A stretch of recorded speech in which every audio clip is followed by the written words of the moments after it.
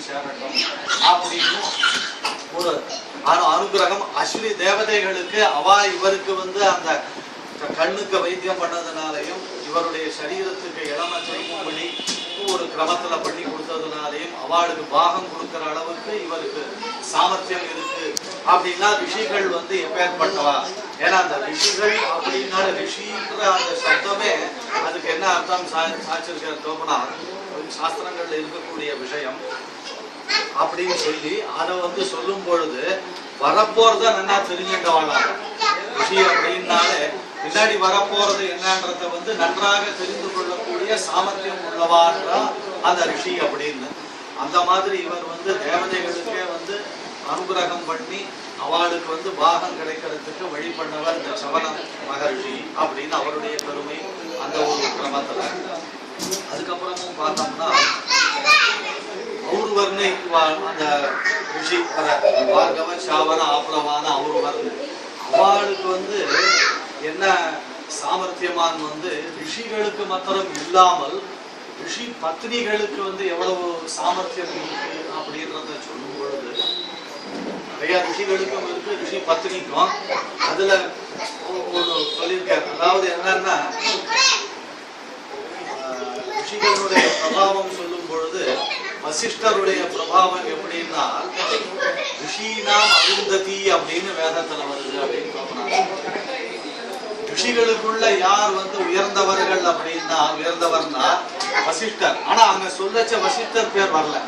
ரிஷினாம் அருந்ததி வசிஷ்டருடைய பத்னி அருந்ததியை வச்சு அவருக்கு வந்து ஒரு பெருமை சொல்லப்படுறது. ஏன்னால் வந்து ஒரு கிரமத்துல வந்து இந்த சப்த ரிஷிகள் அப்படின்னா அவளுடைய பத்னிகள்லாம் ரிஷி பத்னிகள்லாம் ரொம்ப ரூபவதிகளா இருந்தவாளா இருந்திருக்கா.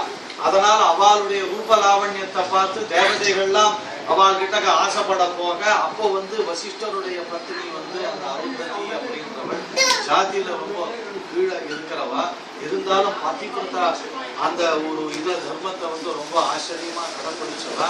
அவ வரும்பொழுது இன்னும் பல பேர் வந்து அவளுடைய தேவதைகளுடைய ரூபத்தை பார்த்துட்டு ரிஷி பத்னிகளாக இருந்தாலும் அவளுடைய ஆசைக்கு தகுந்த கிரமத்துல இருக்கணும்ன்ற எண்ணம் மேலிட்டு வந்தாலும் இவள் வசிஷ்டருடைய பத்னி வந்து எப்படின்னா வாசல்ல என்ன எடுத்து வச்சாலும் குழப்பத்தை எடுத்து வச்சா.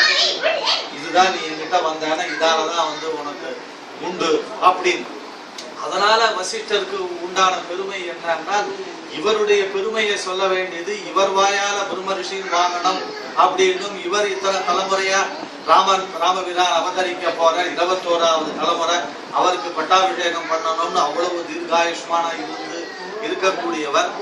அந்த மாதிரி இருக்கிறவருக்கு பெருமை அவருடைய பத்னியினால அப்படிங்கிறதுனால வேதமே சொல்லும் பொழுது இவரை வசதியா சொல்லச்ச ரிஷினாம் அருந்ததின்னு அவ பத்னியை குறிப்பிட்டு சொல்றது அப்படின்னு.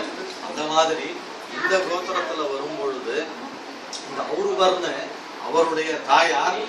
ஏன்னா ஏதோ ராஜாக்கள் ரிஷிகள் இவாளுக்கு எப்ப பார்த்தாலுமே சண்டை தான். அதனால வரைச்ச ரிஷி பத்னி இவருடைய தாயார் கர்ப்பமா இருக்கும் பொழுது அவளையும் கொல்லணும் ரிஷிகளே இருக்கக்கூடாது அப்படின்றத ஆரம்பிச்சு அந்த மாதிரி பண்றப்போ அவள் தன்னுடைய சாமர்த்தியத்தினால அந்த கர்ப்பத்தை வந்து தொடையில கொண்டு வந்து வச்சுட்டாங்க. கர்ப்பம் இருக்கு தரிக்க வேண்டிய இடத்துல நினைச்சுட்டு கிரமமா இருந்தாலும் அவளுக்கு இருக்கக்கூடிய அந்த சாமர்த்தியத்தினால வந்து அவ வந்து தொடையில மாத்தி வச்சுட்டாங்க. வச்சுட்டு கர்ப்பம் இல்லை அப்படின்றதுனால அவளை விட்டுட்டு போயிட்டான் அந்த கொல்லணும்னு வந்தவன். அதுக்கப்புறம் அதுல இருந்து அவர் வந்து பிறந்ததுனால ஔர்வர்ணு அவருக்கு பேர். ஊருன்னா தொடை. அதாவது பகவானுக்கு எந்த அளவுக்கு சாமர்த்தியங்கள் இருக்கோ அதுக்கு ஒரு விதத்திலையும் குறவில்லாமல். ஏன்னா பகவான் கிருஷ்ணாவதாரத்துல அந்த இந்திரனுக்கு என்று ஆயரில் எடுத்த இடில் விளவில் மந்திர பூஷணை பெறாது மழை தளர்ந்து அப்படின்னு அந்த சமயத்துல வந்து கோவர்தன உத்தாரம் அந்த சமயத்துல இந்திரனுக்கு இன்னும் பல தேவதைகளுக்கு உண்டான அவ அவிர்வாகங்களை தவிர்த்து தான் வாங்கி கொண்டார் அப்படின்னா அந்த சாமர்த்தியம் அந்த சவணர் மகரிஷிக்கு தேவதைகளுக்கே பங்கு இன்னிலிருந்து கொடுக்கிற அளவுக்கு அவருக்கு. அதே மாதிரி வந்து பகவான் அந்த பத்ரிகாசிரமத்துல தபஸ் பண்ணிட்டு இருக்கிறப்ப அந்த அவர் தபஸை கலைக்கணும்ன்றதுக்காக இந்திரன் அப்சர ஸ்திரீகளை அனுப்பும் பொழுது இவர் தன்னுடைய தொடையிலிருந்து அந்த ஊர்வசி அப்படின்றவளை சிருஷ்டிக்கிற சாமர்த்தியம் அவருக்கு இருக்கு, பண்ணி காண்பிச்சார்.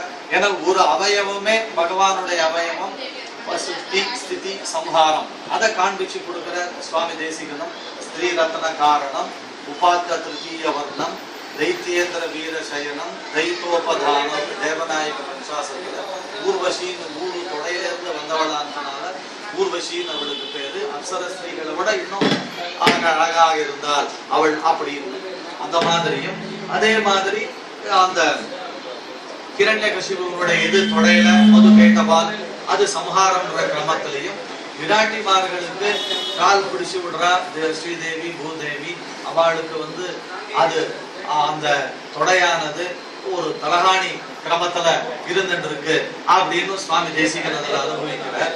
அந்த மாதிரி இந்த அளவுக்கு ஒரு சாமர்த்தியம் உள்ளவா இந்த ரிஷி பத்திரம் இல்லாமல் சவணர் மகரிஷி அவன் இன்னொரு ரிஷியினுடைய பத்னியுமே அந்த அளவுக்கு தன்னுடைய கர்ப்பத்தை தொடையில கொண்டு வச்சுட்டு அதுல இருந்து அவர் வந்ததுனால அவர் அப்படிங்கிறதுனால அவருக்கு பேரு. அப்படிப்பட்ட அந்த பிரபாவம் ரிஷிகளுடைய பிரபாவமானது அப்படி இருக்கு.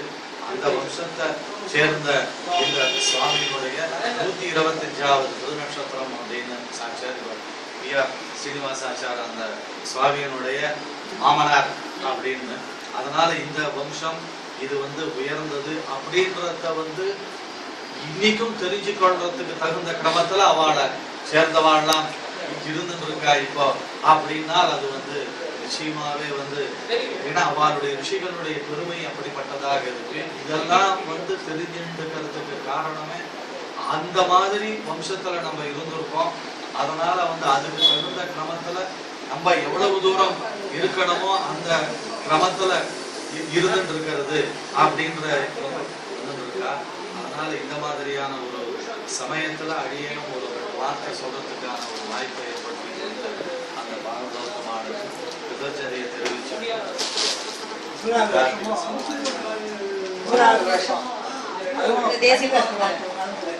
அப்போ